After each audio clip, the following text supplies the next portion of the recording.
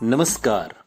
आप सुन रहे हैं द बॉलीवुड रेडियो और मैं हूं आपके साथ आकाश। दोस्तों, किस्सा राजेश खन्ना का है। एक बार राजेश खन्ना से एक इंटरव्यू में पूछा गया, हमें अपना कोई सीक्रेट बताइए। राजेश खन्ना ने कहा, अपनी सीक्रेट कभी मत बताओ। लेकिन आज के इस पॉडकास्ट में किस्सा राजेश खन्ना के सीक्रेट का है।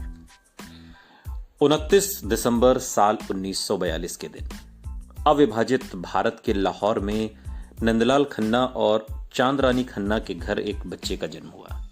इस लड़के का नाम रखा गया जतिंदर। वो अपने माता पिता की तीसरी संतान और दूसरा बेटा था। खन्ना परिवार को जानने वाले कुछ करीबी लोग बताते हैं कि नंदलाल खन्ना और उनके बड़े भाई चुन्नीलाल खन्ना रेलवे कॉन्ट्रैक्टर थे।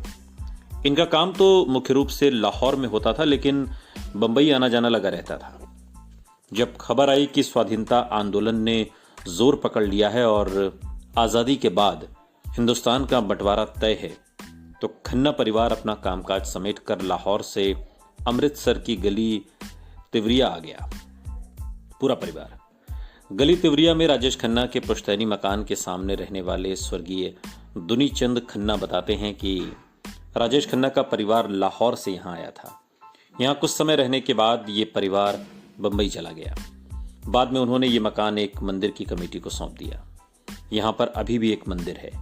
मंदिर के पुजारी और उनका पूरा परिवार राजेश खन्ना के इसी पुश्तैनी घर में रहते हैं। गली तिवरिया में रहने वाले वरुण खन्ना बताते हैं कि वो खन्ना परिवार के रिश्तेदार हैं। उनके पिता स्वर्गीय दुनीचंद खन्ना उन्हें राजेश खन्ना के बचपन के किस्से सुनाते थे। उनके मुताबिक गोरे रंग का जतिन बचपन में बेहद खूबसूरत था और जब वो मुस्कुराता था तो उसकी छोटी छोटी आंखें पूरी तरह से बंद हो जाती थीं। इसी गली में रहने वाले राजेश खन्ना के बचपन के दोस्त फकीर चंद शर्मा बताते हैं कि हम साथ साथ इसी गली में क्रिकेट खेलते थे। वो तब भी काफ़ी स्मार्ट था, लेकिन स्टार बनने के बाद वो फिर यहाँ कभी नहीं आया। शर्मा के बेटे सुनील अभी भी राजेश खन्ना के पुश्तैनी मकान के ठीक बगल में रहते हैं। सुनील बताते हैं कि जब कभी भी राजेश खन्ना की कोई फिल्म या गीत टेलीविजन पर दिखता था तो मेरे पिता का चेहरा चमक उठता था। वो साथ में खेले थे। उन्हें हमेशा राजेश खन्ना पर गर्व रहा। बचपन का जो भी समय जतिन ने यहां बिताया वो बेहद खुशहाल बीता।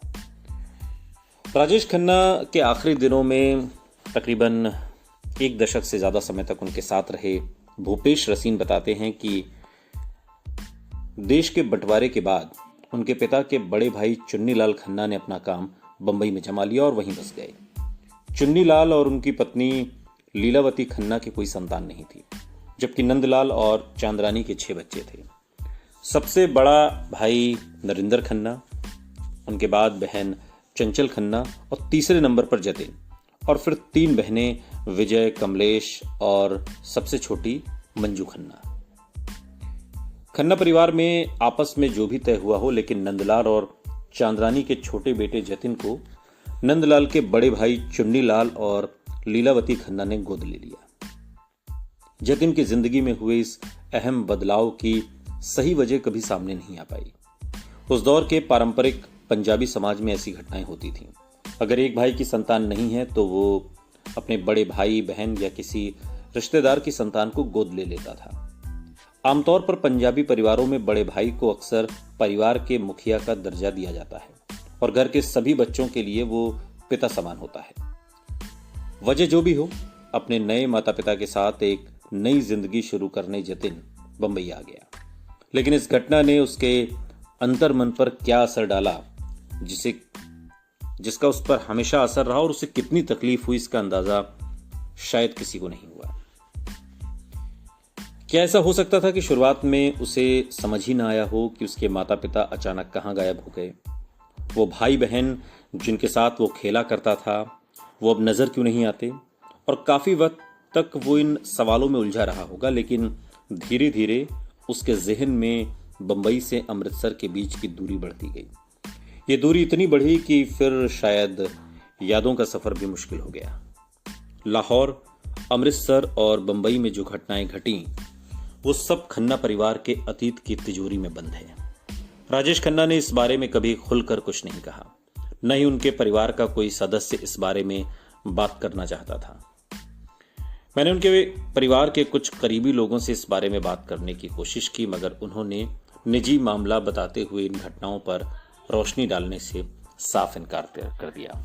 एक फिल्म पत्रकार ने बात के दिनों में राजेश खन्ना पर बात करते हुए कहा, अलग अलग इंटरव्यूज और रिपोर्ट्स में कई बातें सामने आती हैं। कुछ रिपोर्ट्स ये कहती हैं कि राजेश खन्ना का जन्म स्थान लाहौर नहीं बल्कि अमृतसर है। वहीं कुछ खबरों के मुताबिक उनका जन्म स्थान पाकिस्तान का बोरेवाला भी बताया जाता है। लेकिन बचपन की यादों को इस हद तक छिपाना कहीं ना कहीं ये इशारा करता है कि उन घटनाओं ने कहीं ना कहीं उनके व्यक्तित्व पर गहरा असर डाला होगा। उम्र के इतने नाजुक पड़ाव पर असली माता पिता का साथ छूटना और नए माता पिता के साथ शुरुआत आसान नहीं रही होगी।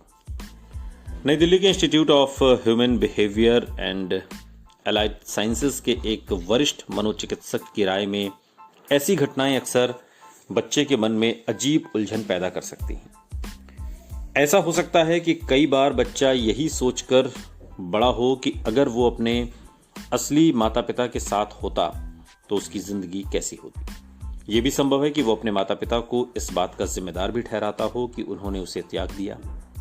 उसके मन में ये विचार भी उठ सकते हैं कि क्या उसके अंदर कोई कमी है जो उसके अपनों ने उसे छोड़ दिया।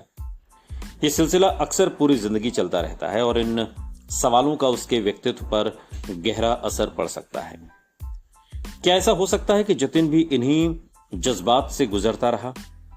मनोचिकित्सकों के मुताबिक कई बार ऐसे लोगों को आगे चलकर अपने करीबी रिश्तों में काफी परेशानियों का सामना करना पड़ता है और देखा गया है कि ऐसे अनुभव से गुजरने वाले कई लोगों को असुरक्षा की भावनाएं घेरे रहती।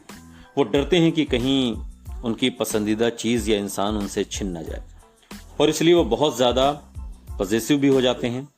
राजेश खन्ना के व्यक्तित्व में इनमें से काफी कुछ झलकता है, लेकिन इसकी वजह बचपन में हुई घटनाएं ही थीं या फिर उनके बाद की जिंदगी के उतार चढ़ाव इसके लिए जिम्मेदार हैं, ये पूरी तरह से साबित करना बहुत मुश्किल है।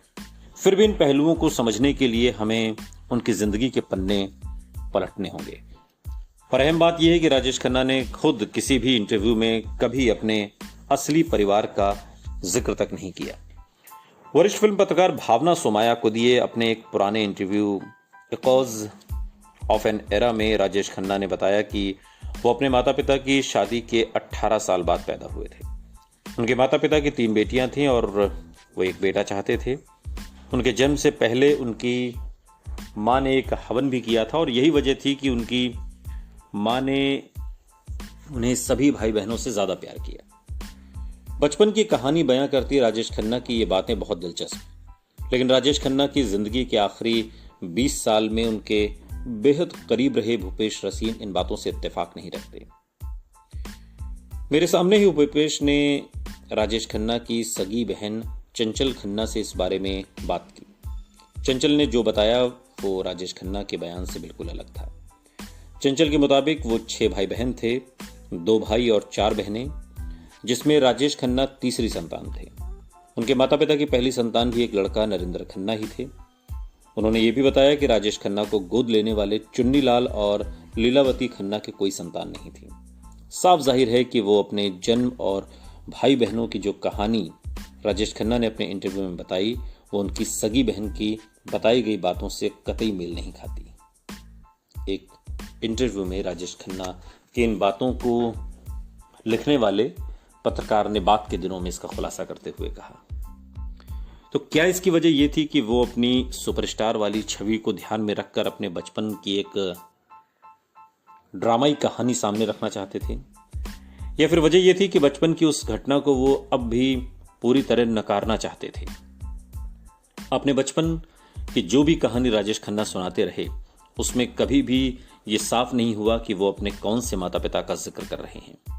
वो हमेशा ये बताते रहे कि उनका बचपन बेशुमार खुशियों से भरा था। अपने इंटरव्यू में उन्होंने एक बार पाकिस्तान का जिक्र भी किया। मेरा नामकरण संस्कार कराची के एक छोटे से गांव धपालपुर में हुआ था। वहां हमारे कुलदेवता का मंदिर था आज भी जब मैं प्रार्थना के लिए अपनी आंखें बंद करता हूं तो मुझे महसूस होता है कि मैं उसी मंदिर के भगवान से बात कर रहा हूं। मेरे माता पिता ने मेरा नाम जितेंद्र रखा, लेकिन मुझे कोई भी उस नाम से नहीं पुकारता। घर में मुझे हमेशा काका के नाम से बुलाया जाता था। उत्तर भारत में आमतौर पर घर के सबसे छोटे बच्चे को काका के नाम से बुलाया जाता है, खासकर पंजाबियों में। और अपने इंटरव्यू में वो आगे कहते हैं कि मुझे ऐसा ही एक वाकया याद है जब मेरी माँ नाराज होकर मुझ पर बुरी तरह चीखी थी। मैंने दूध पीने से साफ इनकार कर दिया था। मुझे दूध से नफरत थी और हर रोज मैं दूध से भरे उस गिलास से बचने के तरीके सोचता था। कभी सिरदर्द का बहाना तो कभी पेट दर्द का, लेकिन मेरी माँ सब जानती थी। वो बोली, तुम समझते हो तुम लीलावती को बेवकूफ बना सकते हो। और इतना कहते हुए वो जबरदस्ती दूध से भरा गिलास मुझे पिला देती थी। ये राजेश खन्ना के उन चंद इंटरव्यूज में से एक है जहां उन्होंने अपनी माँ का नाम बताया है। मगर उस माँ का जिस माँ को उन्होंने पाला, माफ कीजिएगा, जिस माँ ने राजेश खन्ना को पाला, ये उनका नाम था।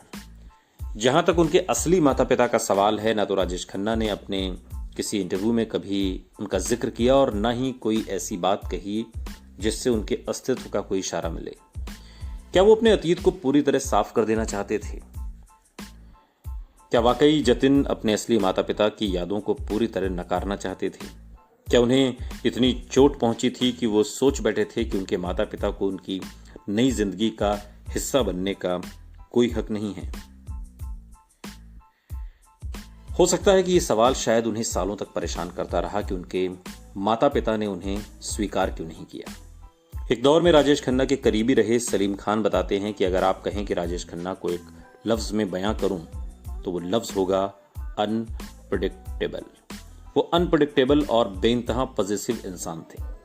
जरूर कुछ बचपन की प्रॉब्लम्स रही होंगी क्योंकि उनकी positive streak was not normal. ये बातें सलीम खान ने कही थी। ये बात भी सामने आई कि बाद में जतिन के असली माता पिता भी बंबई के चर्च गेट इलाके में रहने लगे थे। यहाँ उनके बड़े भाई नरेंद्र खन्ना कॉलेज थिएटर और नाटकों में सक्रिय हो गए। हालांकि राजेश खन्ना ने कभी इस बात का जिक्र नहीं किया, मगर एक्टिंग का शुरुआती शौक उन्हें अपने भाई से मिला। नरेंद्र को गुजरे हुए कई साल बीत गए। जब राजेश खन्ना ने इस बारे में बात करने से इनकार किया तो नरेंद्र के बारे में अलग अलग जानकारी भी कई बार कई लोगों ने जुटाने की कोशिश की। और इसी दौरान मुलाकात हुई कैलाश आडवाणी से, जो मुंबई के मीरा रोड इलाके में रहते हैं। 70 की उम्र पार कर चुके कैलाश कई साल तक मशहूर निर्माता निर्देशक रामानंद सागर के चीफ असिस्टेंट डायरेक्टर थे और 1989 में राकेश रोशन के साथ इकरार नाम की एक फिल्म भी निर्देशित कर चुके थे। कैलाश नरेंद्र खन्ना के बेहद करीबी दोस्त थे।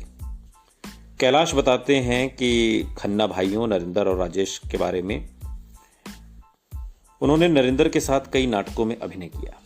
60 के दशक की शुरुआत में दोनों ने बेगम जैदी और जोहरा सहगल के साथ भी काम किया।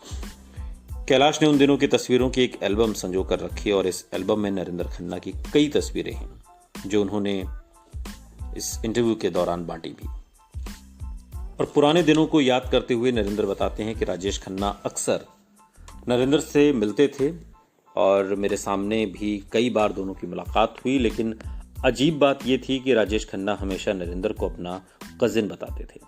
मुझे पता था कि दोनों सगे भाई हैं, लेकिन राजेश खन्ना कभी उन्हें किसी से भी अपना सगा भाई कहकर नहीं मिलवाते थे। फिल्म इंडस्ट्री में राजेश खन्ना को जानने वाले कई वरिष्ठ लोग बताते हैं कि राजेश खन्ना से उम्र में बड़े कजिन अक्सर उनसे मिलने सेट्स पर और घर पर आते थे, लेकिन वो कजिन नरेंद्र उनके सगे भाई थे, इस बात की जानकारी बहुत कम लोगों को थी। कई लोग जो जानते भी थे उन्होंने इस पर बात करने से हमेशा मना किया। कैलाश आडवाणी के एल्बम से नरेंद्र खन्ना की शादी की कई तस्वीरें मिलती हैं। उनकी और राजेश खन्ना की शक्ल में काफी समानता है। हैरानी की बात है कि बड़े भाई की शादी की इन तस्वीरों में राजेश खन्ना कहीं नजर नहीं आते। कैलाश बताते हैं कि शादी की सारी रस्मों के दौरान नरेंद्र के साथ ही थे, लेकिन उन्होंने राजेश खन्ना को वहां पर नहीं देखा। हालांकि बाद में राजेश खन्ना अपने भाई के करीब हो गए थे और राजेश खन्ना के स्टाफ में 20 साल से ज्यादा समय तक काम कर चुके प्रशांत कुमार रॉय बताते हैं कि हम सब जानते थे कि नरेंद्र खन्ना उनके सगे भाई हैं। वो अक्सर आशीर्वाद में आते थे हम सब उन्हें खन्ना पापा कहकर पुकारते थे। काका जी अक्सर मेरे जरिए अपनी सगी बहनों को पैसे भिजवाते थे। वो मुझसे कहते थे कि इस बात का जिक्र खन्ना पापा से न करो। हम जानते थे कि उनका एक सगा परिवार है, लेकिन हमने न तो उनका कोई जिक्र सुना, न ही घर में उनकी कोई कहीं तस्वीर देखी। राजेश खन्ना के परिवार का जिक्र करते हुए प्रशांत रॉय एक और घटना के बारे में बताते हैं। वो कहते हैं कि मुझे याद है काका जी अक्सर अपनी बहनों कमली बहन और मंजू बहन के लिए पैसे भेजा करते थे। मैं वो पैसे लेकर जाता था। काका जी मुझसे कहते थे कि इस बारे में नरेंद्र खन्ना को कभी पता न चले। मंजू बहन की शादी दिल्ली में हुई थी। जब मंजू बहन की मौत हुई तो काका जी ने ये बात ज्यादा लोगों को नहीं बताई। वो अंतिम संस्कार के लिए दिल्ली चले गए। प्रशांत बताते हैं कि जब रात को राजेश खन्ना वापस लौटे तो 2-3 नौकरों के अलावा घर में प्रशांत थे। राजेश खन्ना खामोशी से अपनी कुर्सी पर आकर बैठ गए। फिर कुछ ही पल में उनकी आंखों से आंसू बहने लगे। फिर वो जोर जोर से रोने लगे। मंजू मेरी बहन। बहुत देर तक काका जी मंजू बहन को याद करके रोते रहे। शायद वो दिल्ली में उनके अंतिम संस्कार में रोए नहीं थे। राजेश खन्ना की बचपन की कहानी में कई सिरे अब भी उलझे हुए नजर आते हैं। उनके परिवार के सदस्यों के चुप रहने की वजह से उन्हें सुलझाना और भी ज्यादा मुश्किल हो गया। उनके इंटरव्यूज में भी उनके बचपन को लेकर उनसे कोई प्रतिप्रश्न नहीं पूछे गए। देखा जाए तो उनके अलावा राज कपूर, दिलीप कुमार, देवानंद, अमिताभ बच्चन जैसे फिल्म इंडस्ट्री के दूसरे स्टार्स बड़े गर्व से अपने बचपन और अपने परिवार का जिक्र करते हैं। राजेश खन्ना ने इस विषय पर बहुत कम बात की और जो कुछ उन्होंने कहा भी है वो तथ्यों के सामने वो पूरी तरह से सही नहीं ठहरता, कहानी लगती है। वरिष्ठ फिल्म पत्रकार और निर्देशक खालिद मोहम्मद ने लिखा कि 80 के दशक की शुरुआत में राजेश खन्ना ने इंटरव्यू में पहले उनके सामने शर्त रखी, जब तक तुम मेरे शुरुआती दिनों के बारे में नहीं पूछते मुझे कोई परेशानी नहीं है। राजेश खन्ना के बचपन की कहानी किसी उलझी हुई फिल्मी स्क्रिप्ट जैसी है जिसमें कई परतें हैं। क्या ये हो सकता है कि बचपन की घटनाओं ने उनके जहन पर इतना गहरा असर डाला हो? उनका जो व्यक्तित्व दुनिया के सामने आया, क्या वो इन घटनाओं से प्रभावित था? शायद उन्हें अपने करियर और निजी जिंदगी में भी ये महसूस होता रहा कि उनके साथ हमेशा गलत होता आया है। इन उलझनों से जूझते हुए जतिन को ये अंदाजा ही नहीं था कि बंबई में उसकी जिंदगी कितना बड़ा मोड़ लेगी। जिंदगी जहां उसे लेकर आई थी वहां कुछ सुनहरे सपने उसका इंतजार कर रहे थे। उन सपनों को हकीकत में बदलने की जमीन भी यही थी। वो सपने हकीकत में बदले और राजेश खन्ना ने नई ऊंचाइयां छू ली। लेकिन सिनेमा का जो इतिहास है वो गवाह है कि उन ऊंचाइयों से गिरने की जब शुरुआत हुई तो वो पतन रुक नहीं सका।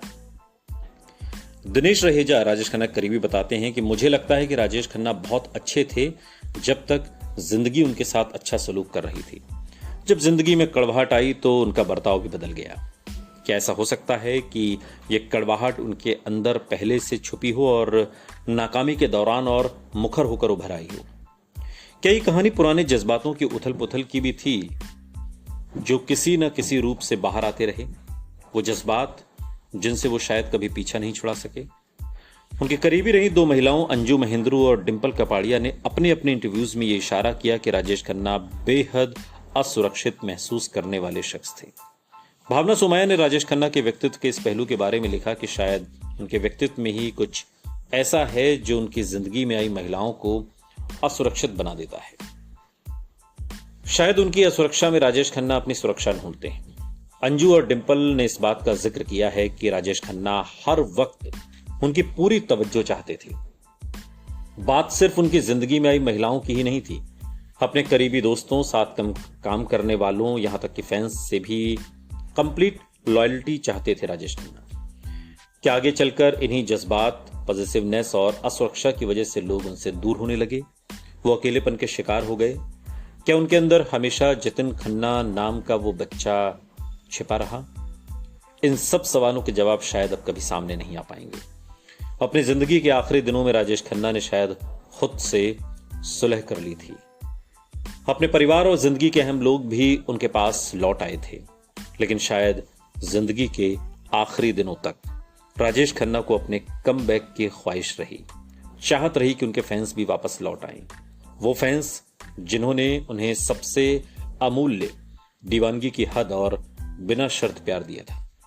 अपने फैंस के प्यार में जतिन खन्ना किसका प्यार तलाश रहे थे? एक बच्चे के लिए किसका प्यार सबसे ज्यादा अमूल्य और बिना शर्त वाला होता है? ये सवाल राजेश खन्ना के लिए हमेशा बना रहा। सुनते रहिए द बॉलीवुड रेडियो, सुनता है सारा इंडिया।